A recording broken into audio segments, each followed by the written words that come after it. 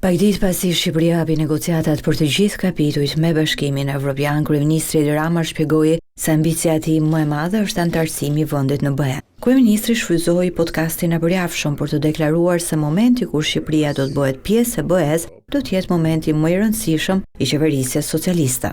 Unë vuaj nga pakënaqësia dhe unë jam i pakënaqur me çdo gjë që bëj. Nuk them që po tu jam happy, sepse do në qoftë se do ketë një gjë me cilën do jemi kënaqur pa kushte, besoj se do arri ta shoh momentin e hyrjes në Bashkimin Evropian, sepse aty ajo është një gjë epokale, historike, e jashtëzakonshme. Në podcastin e kësaj jave, kryeministri Edi Rama bisedoi me sopranon Ana Naqe dhe pedagogen e gjuhës shqipe Natasha Poroçani, mbesën e Dimitër Shuderiqit. Rama shfrytëzoi këtë bisedë për të lajmëruar se do të publikojë së shpejti një libër.